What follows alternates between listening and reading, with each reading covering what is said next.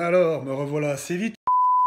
Hello tout le monde, j'espère que vous allez bien. Aujourd'hui on se retrouve dans une nouvelle vidéo Storytime qui va être triste. J'ai l'habitude d'être enjouée mais là j'aimerais rendre hommage à cette personne et je me dis que ça peut être sympa de lui rendre hommage en racontant en fait des anecdotes d'une vie avec une autre personne, parce que malheureusement cette personne est décédée aujourd'hui et elle ne mérite absolument pas de mourir, surtout vu son âge. Mais vous allez comprendre. Je vais d'abord parler en fait de notre contexte à tous les deux. J'ai quasiment rien vécu avec cette personne, mais assez pour comprendre que c'était une personne bien. Et après je vais vous expliquer un petit peu qui il était et quelles étaient les circonstances de son décès. Un autre petit détail, désolée pour la lumière, mais je tourne en pleine nuit, donc c'est pas très facile d'avoir une bonne lumière qui me fasse pas le teint trop jaune, même s'il a l'air bien jaune comme il faut, mais vous ferez avec, vous écouterez le doux son de ma voix, ça suffira. Donc en fait, pour resituer le contexte, nous sommes à l'été 2014, en août.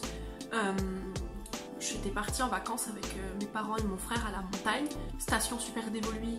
Vous voulez passer des vacances de malade, vous saurez où aller.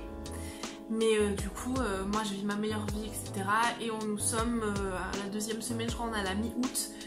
Je rencontre dans le bar bowling de la station et on s'entend tout de suite très bien, il y a un gros feeling et il y a surtout un coup de cœur entre nous.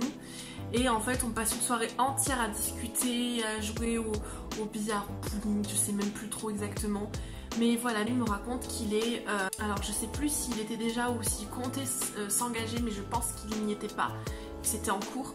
Mais voilà, il voulait s'engager dans l'armée de terre et aller en mission.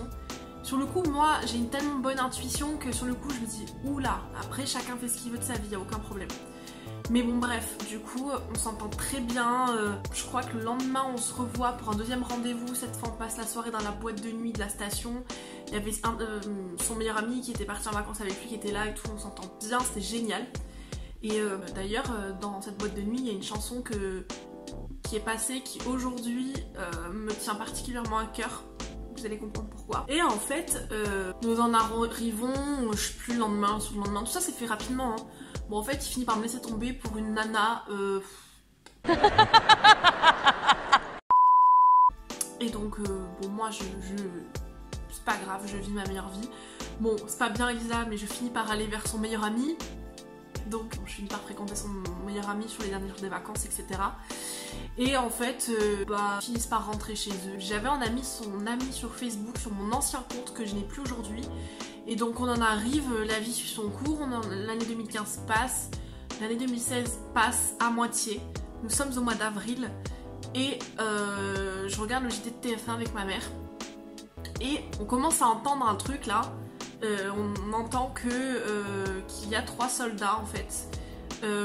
Qui sont décédés en mission au Mali, voiture piégée, 2 morts sur le coup il me semble, je suis désolée si je me trompe, vraiment c'est pas un manque de respect, j'ai plus trop les infos en tête, et un qui est décédé de suite de ses blessures. Du coup j'entends le nom sur les 3 soldats, j'entends...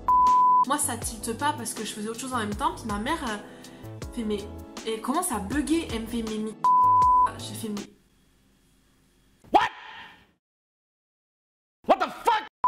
Et après je commence à comprendre et en fait je suis prise d'un rire nerveux parce que je veux pas y croire en fait. Et tout de suite ma pensée dans ce fameux bar où je me dis oula, je me dis ah ton intuition était bonne. Et en fait on voit les portraits de ces 3 soldats et je reconnais que moi je me dis bon ben c'est triste mais maintenant c'était pas mon copain, c'était pas mon ami, c'était personne donc... J'avais un petit peu prié, etc. pour lui, mais je me suis dit, bon, la vie suit son cours. Donc on en vient à la fin de la journée où en fait je décide de prendre le bus pour partir en ville, parce que j'habite à la campagne. Et j'ai une amie au téléphone et je me mets à fondre en larmes. Et je comprends que c'est grave et que j'ai connu cette personne et que effectivement il n'y a rien eu d'intime ni de sérieux entre nous. Mais tu te dis, cette personne est décédée d'une manière tellement tragique, personne ne mériterait de mourir comme ça en fait, surtout à son âge quoi. Donc en fait j'y ai souvent pensé après et je suis quelqu'un qui est très dans la spiritualité, j'ai tendance à beaucoup écrire mes émotions pour moi ou pour les autres, c'est une façon de prier, je parle aussi dans ma tête et j'ai souvent essayé de parler avec lui, lui envoyer des messages etc. Et ça m'a fait du bien parce que je me suis dit, bah j'espère au moins qu'il est heureux là où il est. Et le truc c'est que je pensais pas vivre un deuil, mais je l'ai vécu. Mais c'est un... Enfin je sais pas si c'était un deuil, je sais pas si on peut dire ça parce que j'ai pas vécu les étapes du deuil. Surtout que j'étais pas émotionnellement attachée à cette personne, mais ça m'a encore plus frappée. On était un peu plus d'1 an après. J'étais aussi dans un contexte émotionnel très fragile, donc du coup ça a pas loupé. C'était un jour de travail, je sais pas pourquoi, le matin j'y pense et toute la journée je pleure, toute la journée. Et je sais pas pourquoi, c'est bizarre, enfin c'est bizarre. C'est-à-dire, comme je le répéterai jamais assez, j'étais pas attachée à lui, mais se dire que cette personne venait de s'engager pour son pays, qu'il était jeune et que c'était pas une mauvaise personne et qu'il est mort comme ça, ah ça fout les boules quoi. On se dit mais en fait ça peut arriver à tout le monde, même à moi. Je débauche du travail, je peux me faire renverser par le tram quoi. Ça n'épargne personne, même les bonnes personnes en fait. Et en fait j'en suis revenue à partir de cette date là où j'étais plus heureux au travail à réécouter une chanson par hasard qui est passée dans cette boîte de nuit en fait. C'est la chanson Waves de Robin Schulz que je vous mettrai en barre de description. Je ne vous la mets pas là parce que merci Content ID, je ne peux pas. Les droits d'auteur quand même on respecte, je vous la mettrai en description. Mais je me souviens que quand je l'ai entendu en boîte avec lui, on était assez connectés à ce moment-là. Et c'était bizarre. Et je l'ai réentendu par hasard après cette journée de deuil. Et en fait, à chaque fois que je l'entends, je pense à lui. Et je me dis que c'est une sorte de message que j'ai en fait.